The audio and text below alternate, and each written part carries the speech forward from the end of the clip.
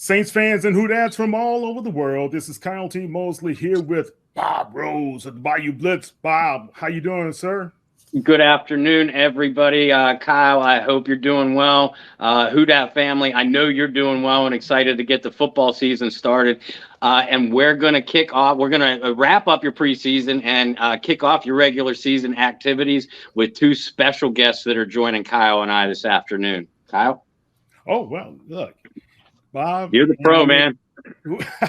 Yeah, right. You say that now. But anyway, the Houdat Nation, if you guys don't know this man, you have to listen to him every morning on Sirius XM. And I love listening to him as well as his co-hosts. And he always has different co-hosts going on. But, you know, that's my guy when it comes to the opening drive. He's my opening drive each morning. Mm-hmm. This is Solomon Wilcots. How you doing, Solomon? Kyle, hey, I'm doing great, and I appreciate you having me on, Bob. It's always great to see you guys. You too. You know, we go way back with the New Orleans Saints, and anytime I get to come on and talk with you guys about the Saints and share some of the innovative things that I'm working with, it's always fun. And I want to thank you guys for tuning in to the opening drive each morning on Sirius XM NFL Radio. Yeah, that's my go-to. You and Pat Kerwin and Bruce in the evening going home. That's right. Right. And we also have special guest, Dr. Bazan of Ochsner Hospital, and he's at the main campus in Louisiana. How you doing, Doc? Doing great. It's great to be here, Kyle. And Bob, thank you guys for having us. And it's you have a great show. I'm glad to be part of it. All right. Well, look, we got a lot of information that you guys are going to share. Bob, take it. It's on you. Hi, hey, Dr. Bazan, if it's okay, I'd like to start with you. And, you know, we're going to be jumping back and forth between football and New Orleans Saints and a new product that Solomon is sponsoring and Dr. Bazan is getting ready to kick off to the market. So, Dr. Bazan, tell us a little bit about your company and your current research and products, please. Well, thank you for that. It's not quite a product that it's ready for the market. It's being developed. It's in what we would call clinical trials. It's in development. Solomon and I, through someone else that we know, have put our heads together recently. He's got a stellar NFL career that hopefully your listeners appreciate and know, and he'll talk on his perspective for the big problem of pain in the NFL. And what we are working to develop with a large team is basically a new drug candidate, a new therapeutic candidate, new drug product candidate that's in development in clinical trials to treat pain safer in a safer way, without the abuse of opioids and without the toxicity to the liver of Tylenol, acetaminophen. And then the other third big thing, without the risk to the kidneys of things like Advil, ibuprofen. And talking to Solomon, he has personal experience from colleagues that have had issues with all those three things over the years. The NFL has a real problem in terms of their elite athletes, and obviously they're sustained high impact collisions that result in a lot of injuries. And then unfortunately, what's available for treating pain have a tremendous amount of side effects. Like I mentioned, abuse with opioids, liver injury with acetaminophen, Tylenol, or kidney injury with Advil, ibuprofen. And also patients with any type of cardiovascular disease, heart disease, that have a little bit of elevated blood pressure that can be exacerbated and made worse with things like NSAIDs, ibuprofen, Advil. So those are the challenges at hand that we're hopefully, as well as others, going to be able to improve upon in the future. Wow, that's pretty deep for me because, Doc, I just came off of radiation treatments for prostate cancer. And to hear that, because my doctor had me switching between Tylenol and ibuprofen.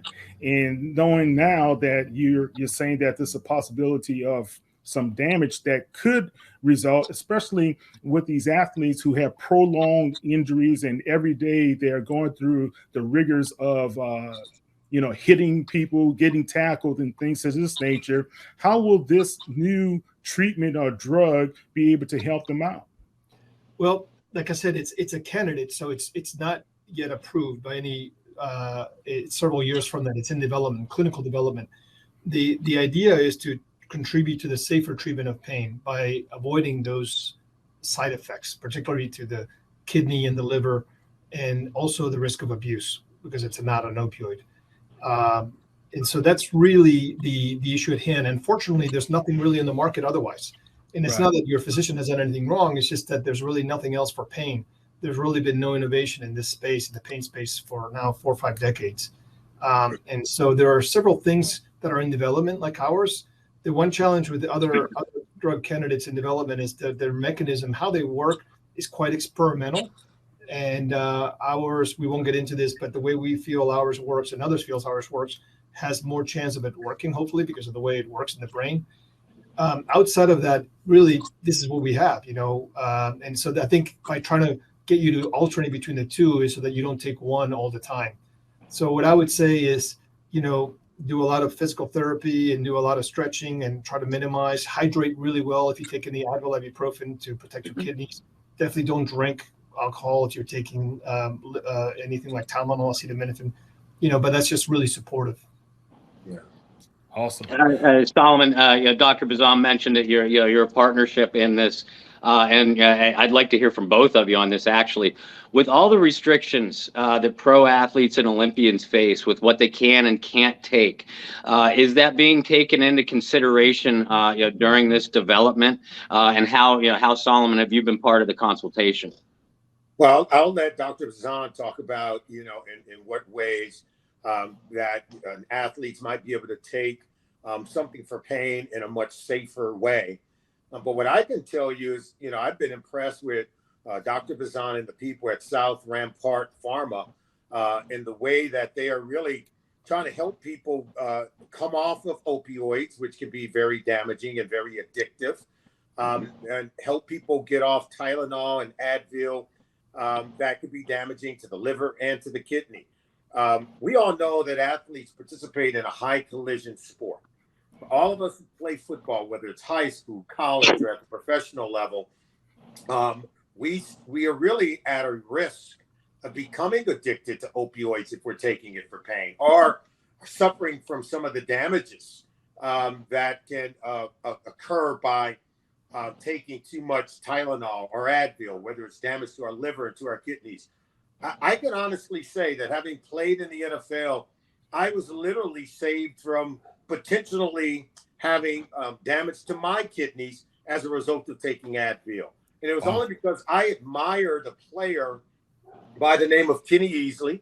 When I was a young player, I grew up in Los Angeles, and I loved the UCLA Bruins, and I loved USC. Yeah. So Ronnie Lott was at USC. Kenny Easley was at UCLA. Yep. And I played defensive back. So they were my favorite guys. And, they were high collision guys now. Yes. They were going to hit anything that moved. And so I followed their careers into the NFL. They were much older than me. But when I remember Kenny Easley, he was an all-pro player.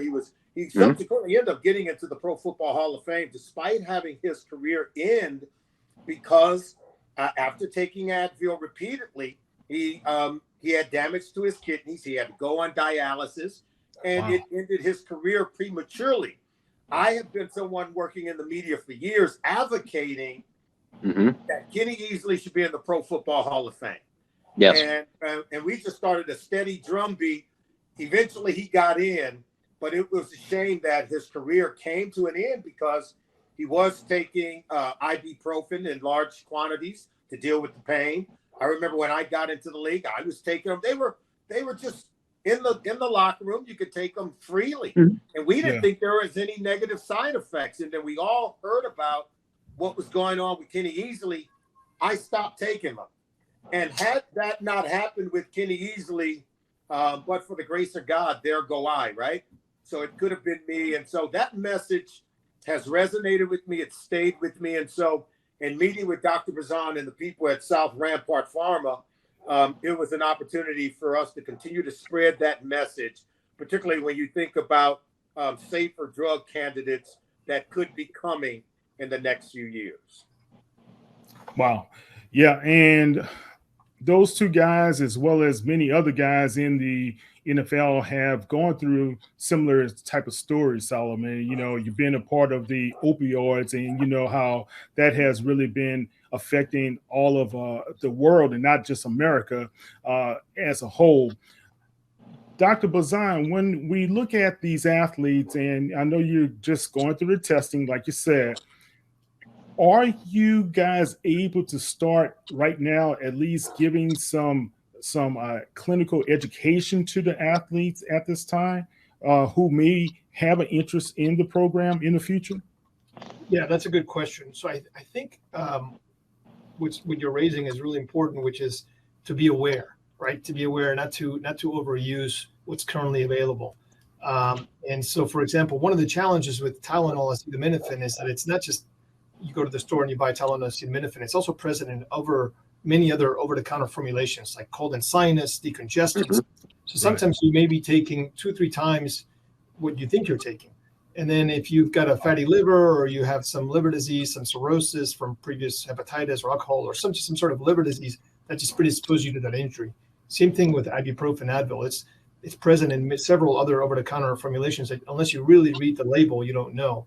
So I think it's to answer your question, it's really just being aware and understanding that even though it's over the counter, it can be risky, and that it's present sometimes in a way that it's not too obvious in what's currently there. You know, one of the things that Solomon had shared with us a couple of weeks ago, we were talking with a colleague in Miami and New York, and you were telling the story of Solomon to David about how in the locker room they would a jug would be passed around during practices or during halftime, or of just pills, right? Of pain pills. And some of the players would, or was David maybe talking about someone else, or some of the players would actually just basically just take without really understanding what was being done. It was just passed around because pain was, omnipresent in the NFL. Oh, absolutely. And we talk about the prevalence of athletes, particularly football players, dealing with pain. And yeah, in our when I first came into the league, now this was many years ago, there would be a jar of Advil that you could just reach in and get as much as you want, take it. The NFL has learned a great more about the impact of taking Advil and Tylenol to treat pain, and clearly staying away from opioids. But athletes are at a high risk of becoming addicted to opioids as a result of self-medicating and treating themselves for pain. And it's something that we still live with, particularly in the former player population. Mm-hmm. I wake up every morning and I'm hurting. I mean, that's just, but I do other things in order to take care of my body, whether it's hot yoga, I exercise daily, I go for walks in the afternoon, and I go for walks in the morning. I do a lot of different things to take care of my body, to try to avoid inflammation, because that's one of the more prevalent things that really create pain within our body, within our structure. Mm-hmm. So there are a lot of things that we're learning, but we want to continue to try to educate not just the athlete population, but the weekend warriors also, right? Like myself. Something. You guys know you deal with chronic pain, but we want people to know they can go to southpharma.com, southrampartpharma.com, that is, southrampartpharma.com, to find out more about some of the safer candidates for pain. I think it would do you some good. Awesome. Any last words, Dr. Bazan, about what's happening with the treatments or the future treatments? Is this something that you guys have already approached the National Football League or other sports about the early prognosis of what's happening with your clinicals? Well, good question. I think first is that like we talked about earlier, the awareness. Being aware what's available has risks. And then the other thing is, we didn't really talk about this. There's a lot of talk about CBD and it's like it. And one of the challenges for the NFL is that, again, elite athletes that, they cannot tolerate any kind of decrease in their psychomotor effects. Right. They have to react in a millisecond Right. Or at a 350-pound guy that will just, make it game over for you, right? And so you can't really kind of test around with, CBD derivatives that maybe kind of are a little bit of a downer or something like that. So it has to be really rationally developed. Whatever new pain medicine comes out has to have a really good science, and it has to be perfectly fit for elite athletes like the NFL players that have to react in such milliseconds. And so I think it's been aware. The NFL Players Association a year ago put up a proposal for CBD-like compounds. So I think hopefully they're starting to, think about, okay, what else is there besides opioids and Advil and Tylenol? Hopefully in the future they'll put out other emphasis on other things like that are being developed by us and others. That's at Rampart Pharma and by other groups, because I think that's a big need in addition to the general population. That's a big need that can benefit from the safer treatment of pain. Awesome. All right. And again, Doc, and how can everybody find the information on the website as well as any other additional information that you may have online? Sure. So the website is southrrampartpharma.com. And there are a lot of resources there. And then all through the National Institute of Health, the NIH, they have something called the HEAL initiative, helping to end addiction long term, which has a lot of resources about treating pain safer, particularly avoiding opioids. And so those are two good resources to start with. Awesome. Well, thank you very much. Now, guys, would you guys mind if we talk a little bit football for a quick second? And I know Bob is biting on his tongue, and he's been trying to get to you, Solomon. He has some good questions for you. Go ahead, Bob. Well, both of you, first of all, I could listen to this information all day long. As a weekend warrior and former pro-am athlete myself, I've been dealing with aches and pains for the last 25 years, and battling a recovery from alcohol addiction. So Doc, I have dealt with a lot of the issues that you bring out. And before we get to you, Solomon, I'd like to ask you one more question, Doctor. Do you have an idea or a goal, when this might be available to the public, or when you have a rollout in mind? Yeah, that's a great question. So we've made a lot of progress because we synthesized this with a colleague in Spain about 4.5 years ago, and we took it all the way through the FDA that opened up what's called the IND, investigation of drug application. So we're in phase 1 trials now, which is safety. And then we need to do next what are called efficacy trials to show that it actually works. And we have confidence in it because we know how it works in the brain. Those take a lot of resources and time. We're actively looking with several individuals and groups that you could think of, to try to find the best partners to do those trials. So to answer your question, at best, it would be 4 or 5 years from approval. At best, we are able to expeditiously do it. And in the meantime, I think it's being aware about having these discussions so that people make the right decisions.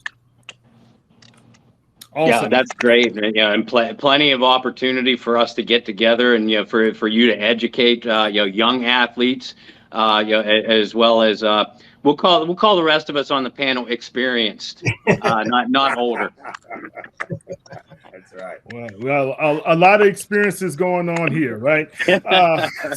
So let's talk about this one critical thing, Solomon.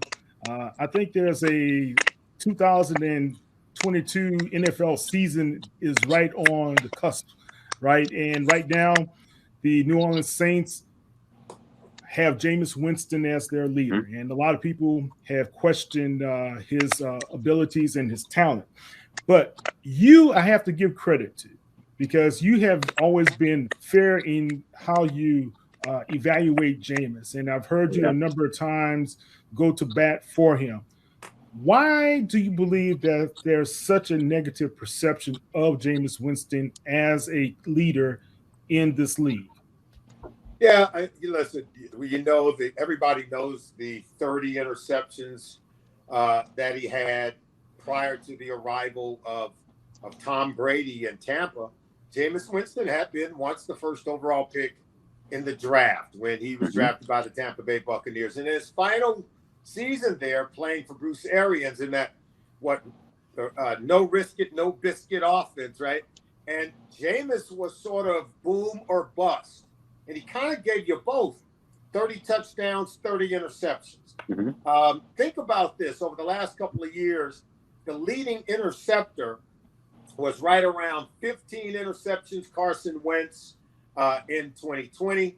And in 2021, I think it was 17 interceptions led the league last year. You go back to 2019 when Jameis, those 30 interceptions nearly doubled the amount that would normally lead the league in the category no quarterbacks wants to lead the league in.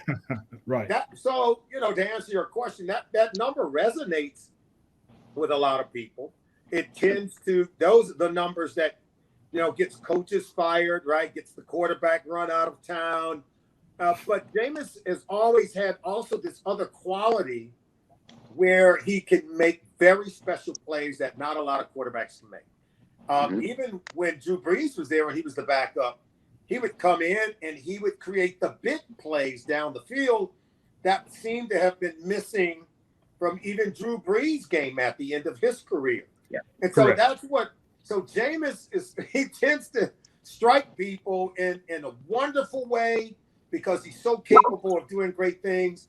And even while he's avoided the interceptions the last couple of years, people cannot get out of their minds the year where he threw 30. He just kept throwing them and throwing them and throwing them. And so he's got to achieve, I think, some high water marks in order to rid people of those memories. Bob? Yeah, I absolutely agree with that. But Solomon, I'd like to take you on to the defensive side for the Saints for a second. New Orleans is replacing both of last year's starting safeties. But in my opinion, I think that Marcus May and Tyrann Mathieu are athletic and versatile upgrades to what Marcus Williams and Malcolm Jenkins are. However, I personally am a little bit worried about the early season chemistry between they and the corners. As a safety yourself, are those valid concerns for these guys? Very valid, because the safety position at both positions, what are you? You've got to be great communicators. You literally are essentially the coach. You're Dennis Allen on the field communicating, helping people with what we call their alignment and assignment. You're helping them to understand what to expect from the offense. Here's what they're doing to get guys lined up so that they get into position. You cannot have mistakes or errors or busted coverages on the back end. If you do, the official is usually holding up both hands, signaling the touchdown. and that's why Dick LeBeau said there's two areas on a football team that get you beat faster than any other: quarterback and defensive back. And now, and we started this conversation talking about the two, right? So those are the areas that if you're strong in those areas, guys, you're going to win a lot of games. On the other side, if you're weak, you're going to give up a lot of big plays on defense. You're going to get the interceptions. I like Tyrann Mathieu. I thought he was a huge addition. I've always been a big fan of Marcus May. I see he and Marcus Williams as sort of as an even swap, because they're both really good players. They can make a play on the ball. I think Tyrann Mathieu is an upgrade because he's a guy that usually comes up with the football and makes big plays for your defense. How do you see Dennis Allen? This is his second stint as a head coach, and a lot of people thought it was a natural transition to be able to have Allen, since he was a longtime assistant with the New Orleans Saints under Sean Payton. How do you see him going forward as the head coach of the New Orleans Saints? Well, when you think about the New Orleans Saints, I mean, to put it in perspective, they have the second most wins. They won the second highest number of games over the last 5 seasons than any other team in the NFL. Dennis Allen has been part of this organization for the last 7 years. And remember when he first arrived, the Saints had some of the worst defenses in the NFL. Yes. And since he's come on board, they've been top 10 in just about every major category across every metric. Last year, they finished in top 10 in total defense. They finished 4th overall in points allowed. They were 4th overall in run defense and 6th overall in total interceptions. And 8th when it comes to sacking the opposing quarterback. Across all of those metrics, those numbers are really what you get with winning defenses. And remember, they missed the playoffs for the first time, and I don't know since when, but it snapped a 4-year winning streak of winning the NFC South division. So most of the problems, even last year, came from the offense, the ineptitude on offense after they lost Jameis Winston. That's with Sean Payton. So the one thing I could say is Dennis Allen knows the culture of the team. The players know him, and he knows them. I really think him being the head coach is already you already got one player to come back into the fold. I thought Michael Thomas had left the reservation. But we've now brought him back in the fold. And I think that's what Dennis Allen's I think he brings a different personality to Sean. And I think it's a welcoming personality. I think a lot of the players have already taken to this coach, but he understands the culture of the organization. And I think he understands the players as well as any coach that you could have hired. Good. Solomon, I don't mean to bring up a bad memory, but I've been watching your career since you were a standout safety for the Cincinnati Bengals, the Vikings and Steelers too. But Super Bowl 23, you guys did a fantastic job containing Montana, Rice, all those weapons all evening. But be honest, how confident were you when all you guys trotted onto the field for that last drive and you guys were ahead 16-13? I got to ask. Wow. Oh, I think it's a good question. You bring up a moment in my career that, if you, I don't live with many regrets, but if there's one moment that you could relive and get a do-over, that would be it. And so, but no, Bob, we took the field with great confidence. We had a package of things that we were doing defensively. You got to remember, this was in the early days of what we call the zone blitz. Right. And Dick LeBeau was our defensive coordinator and our secondary coach. So we were highly innovative on the defensive side of the ball and thought we were bringing some looks that Joe Montana and Jerry Rice hadn't seen before. And when you go back and look at it, you'll see that historically, no one played the 49ers as tough as our defense did in big games like the Super Bowl. The very next year, they hung 50 on the Denver Broncos. Sure did. And then they hung 50 with Steve Young on the San Diego Chargers with Julius Sayal and Rodney Harrison. Yeah. But we held them to 20 points, right? Yeah. But on that final drive, we felt like we had their number. We had a special play. It was 2nd and 29. I'll never forget it. We had a special play on for them, and we should have had the interception. Our safety, Ray Horton, who was a great player, he would end up becoming a coach in the NFL. He took a bad angle. He hit our guys. Jerry Rice catches the ball, converted the first down. 2 plays later, John Taylor is scoring the winning touchdown, and Joe Montana is walking off with our Super Bowl trophy. As you can tell, I don't remember a whole lot about it. But. Just a little bit, yeah. Hey, Solomon, tell them about your other Super Bowl moments actually here in New Orleans during the blackout when you were on the sidelines. Oh, that's right. I was covering the game for CBS Sports. It was the Baltimore Ravens, 49ers, the two Harbaugh brothers, and the 49ers again, right? Yeah. But I'm on the sideline with the Baltimore Ravens, and all of a sudden the lights go out. Now you got to remember this is in following the 2012 season, so it would have been January 23rd, 2013, and I started to have some thoughts. I was like, okay, I need to go gather some information. I need to go talk to the coaches, talk to the players to see what they're thinking about. And, of course, I was on the side with John Harbaugh of the Baltimore Ravens. Jim Harbaugh, his brother's coaching the 49ers. And I go over to John Harbaugh, the Ravens head coach, and I said, Coach, tell me what you're saying to your guys. What are you doing with this timeout? You got all this time. You got to be doing something, right? And he looked at me and he says, I don't know. What should I do? and so the player in me starts coming out. I was like, Coach, are you kidding me? I said, you know the coach over there as well as anyone. I said, what do you think Jim's over there doing? He's using this time to rally the troops because you remember Jacoby Jones had just run back a kickoff for the Ravens to take the lead, to widen the lead. I said, he's going to tell those guys, he's going to rally them.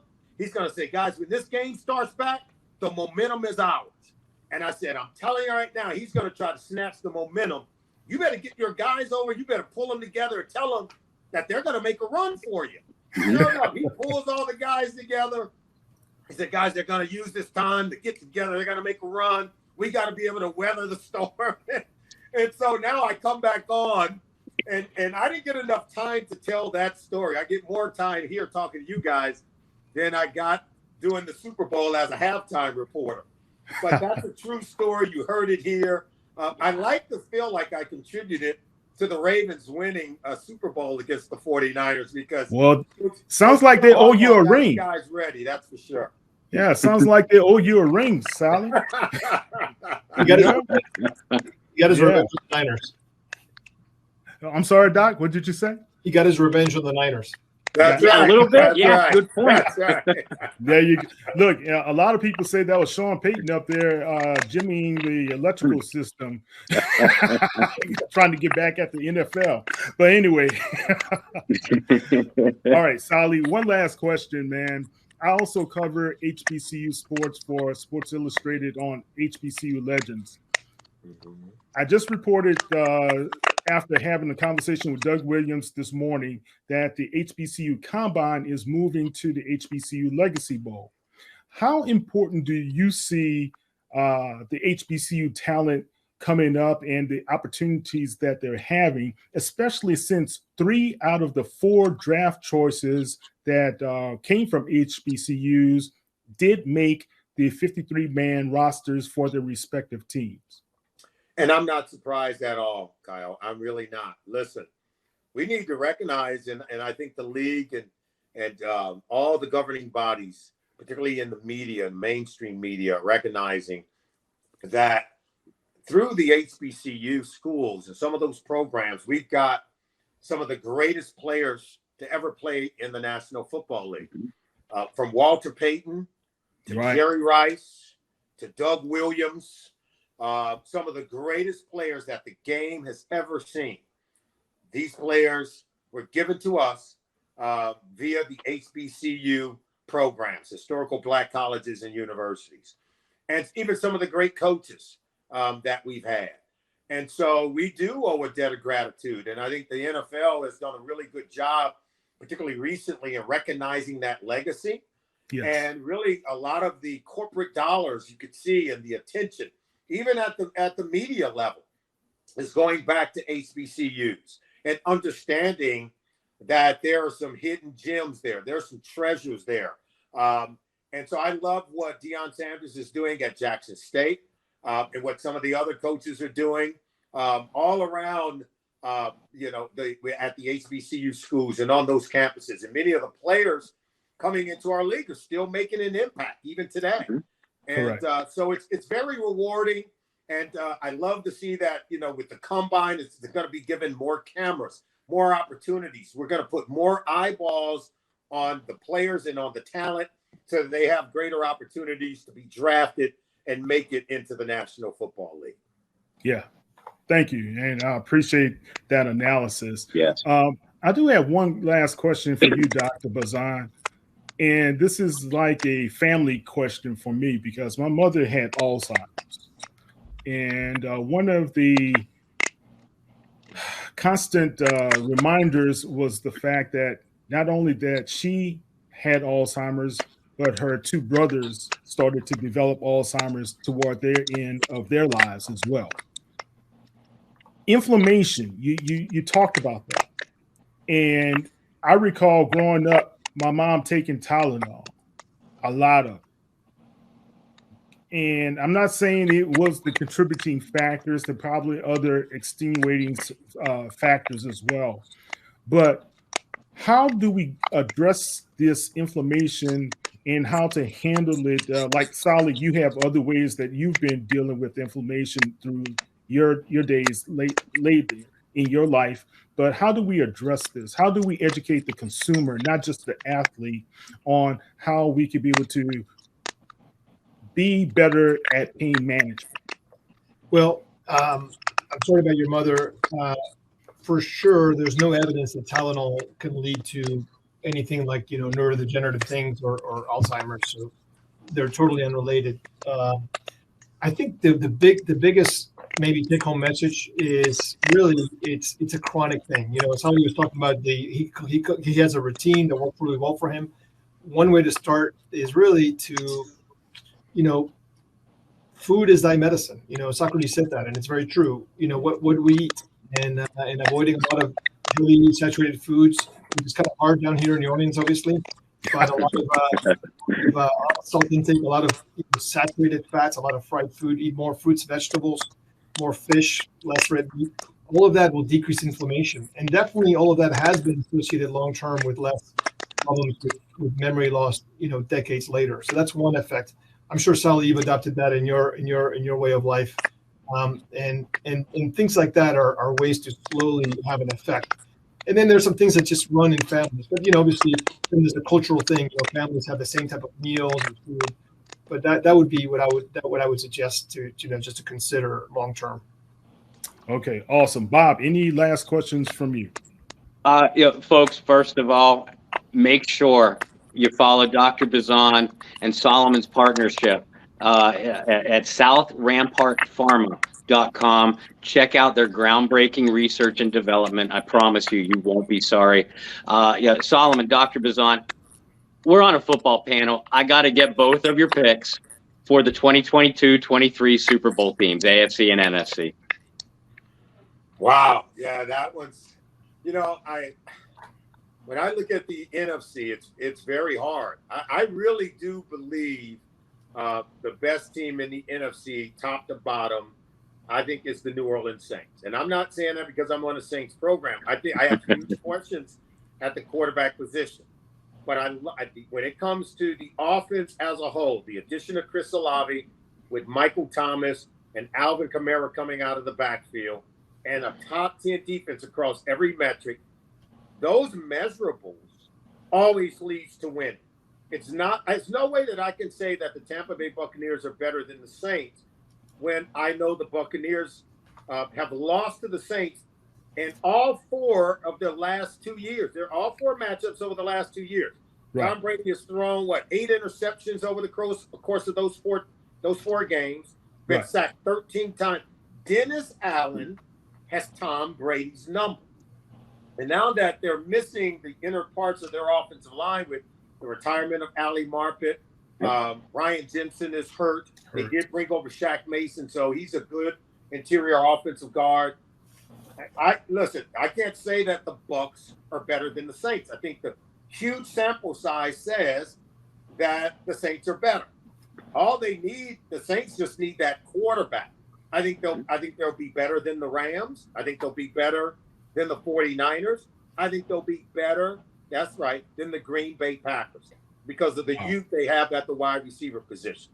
This is really about Jameis Winston, and I think he's at a crossroads. It's a make or break season for him. In the AFC, you think I'm going to go against Joe Burrow? There's just no way. It ain't happening. I can just tell you that right now. It ain't happening. I wondered if you were going to go who dat versus who day. I really did. That's your Super Bowl mantra right there. Who dat versus who day. I like that. Going at it in the Super Bowl. Yeah, that's pretty good, Bob. Yeah, definitely. All right, Doc, what about you? Who are your representatives? What he said. There you go. There you go. Who they and who that? I have to always say Saints. Otherwise, you can't walk around here. You have to go. Definitely the Saints. I think definitely the Saints will do it. Yeah. And I think the other AFC contender may be the Patriots, but I like Burrow's team. That guy's a real natural leader. He thinks Mac Jones is going to be the man, for the Patriots. Okay. Well, look, guys, it's been a pleasure. Thank you, Dr. Bazan, for just being a great advocate for pain management and what you guys are doing with the new treatments that's forthcoming. And Solomon, man, thank you for everything you do to educate us on the game of NFL football that you love and you passionately have done a great job. I've stolen a couple of your lines every now and then. I put them in my articles. So, so thank you so much, Doc. Well, thank All you right. for helping us to spread the word, guys. You guys are wonderful. We appreciate Thank you you. having us. Anything Thank you, that we guys. can do in the future, please don't hesitate to reach out to us, Doc. Yeah. Bob, myself, we have a great platform. We have various platforms. I also cover HBCU as well as the Pelicans as well. So if there's something that you'd like to do in regards to that, please let me know. Okay. Solomon, thank you so much. Bob, I'll talk to you later, sir. You Guys, will. check these guys out and go to the website. We'll have more information about that in the links below. But thank you so much, Solly. You guys have a great day. And who dat, baby? Who Take dat, care. God, thank baby? you so much.